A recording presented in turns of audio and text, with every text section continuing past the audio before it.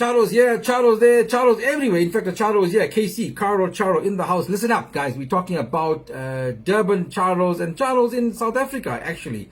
We landed here 160 years ago in the port city of Durban. And what impact do we have on South Africa and indeed Durban? Well, we're quick to poke fun of our fellow Charous in Durban. Charous here, Charous there, Charous everywhere. Everywhere you go, you see Charous. But have you took a moment to step back and understand and appreciate the economic impact that Charous Indian people have on the city of Durban and indeed the South African economy? Let's put it into perspective. Let's consider Ushaka Marine World, Galleria, Pavilion, Gateway, Phoenix Plaza, Chatsworth Center. Have you considered what those entities would look like without Charous? Let's take it one step further. Sibaya Casino, Suncoast Casino. Without Charous? Now do you see my point?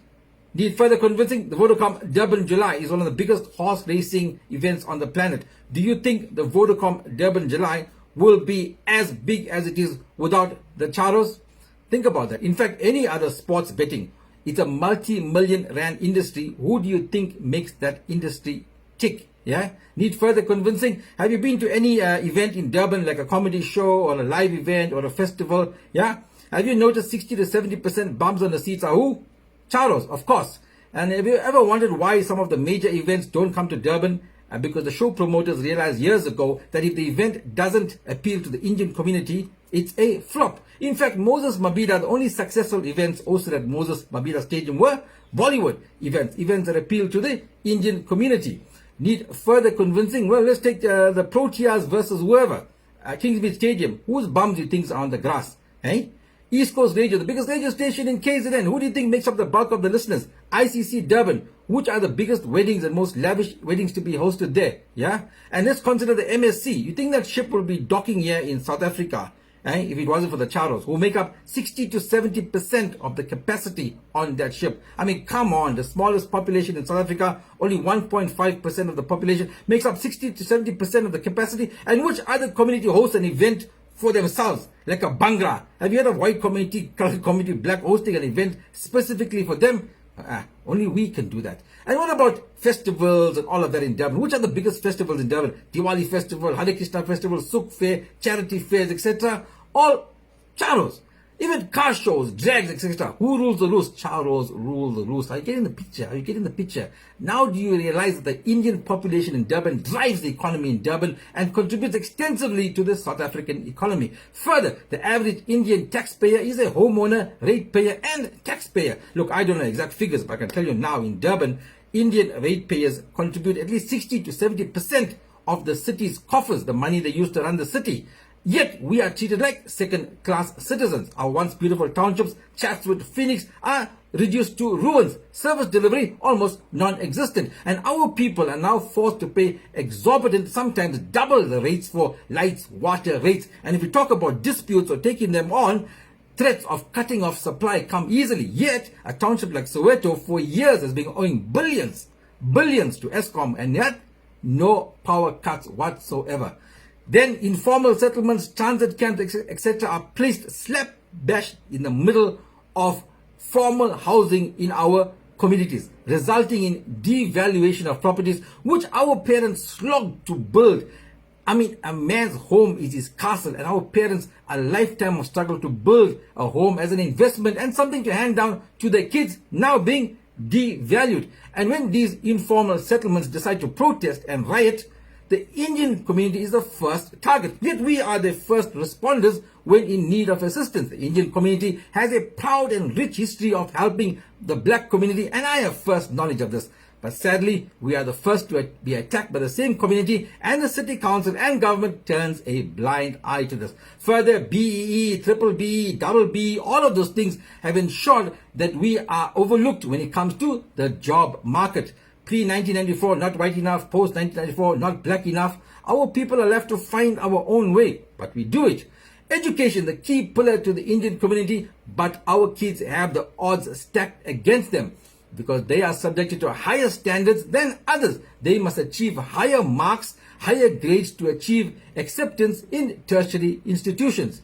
And then there's the vilification of Indians by the likes of Julius Malema and company. We are labeled racist and said to degrade, belittle and ill-treat black people. Last year when he ranted in Chatsworth about that, all platforms, radio, television were going on, focusing on how Indians ill-treat and disrespect and are racist towards black people. Yes, there are a lot of people that do that, of course.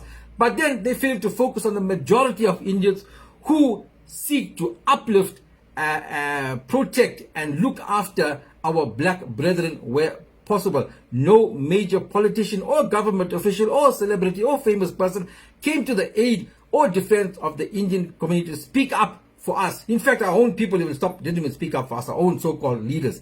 And then there's the constant, never-ending narrative that we were more privileged than black people, even though our forefathers arrived here as slaves, lived in deplorable conditions, and were uprooted and moved when they were finally settling down. And we will never hear the end of go back to India. Or when will we hear the end of go back to India? Or will we ever hear that go back to India narrative? Well, quite frankly, I'm full of this cuck.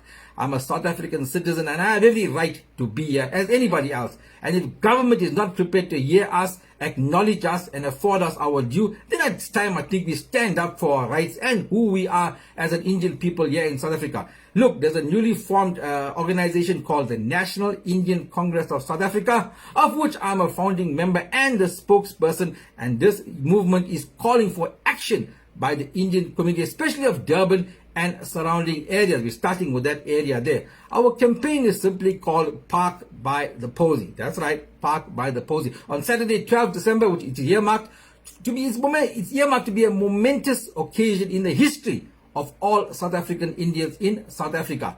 On the 12th of December, all Indians, especially those in Durban and surrounding areas, the call is for you to park by the Posy.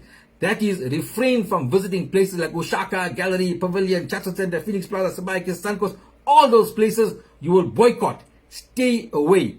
The object of this exercise is to highlight, look, the stores and the malls are going to take a hiding economically, yes, but the objective is to show that Indian people have a major impact on the economy. They play a massive role in the economy of Durban and indeed South Africa. In this our 160 years in South Africa, this protest is said to be the biggest in living memory of the Indian community in South Africa. And in keeping with our culture, values and norms, it is a peaceful protest. We afford respect, value to state and private property and respect people's lives. If you feel like me and thousands of others are tired of being taken for granted, disrespected and treated like second-class citizens, then you will join us and show solidarity with us. The naysayers say, nah, it won't work, Indians won't stand together. Well, I believe in the power of one. I am that one person. I want to convince you and I want you to convince somebody else so that we can make a difference. Listen, if you don't do it for any other reason, for no other reason, do it for your children, your nieces, your grandchildren, your nephews. Because let's be honest, most of us here, our time on this earth is over. Our time on this earth is over. If we do anything, it is for the future of your children. Ask yourself, if not now, then when? The time is now.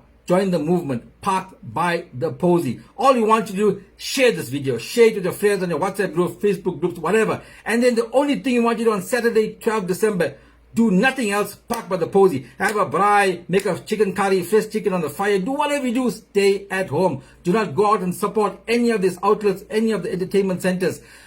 Join us in the movement, Park by the Posy. Like our Facebook page, Park by the Posy. Join our WhatsApp group, details on the screen now. Twitter handle at Park by the Posy. If you'd like to join us, be part of the movement, we'll appreciate your help. The WhatsApp number on the screen now. Also our email address, info@nicsouthafrica.co.za. Park by the Posy. If not now, then when? You gotta be in it to win it. Stop complaining, stop bitching. It's time to take a stand. KC, I'm out.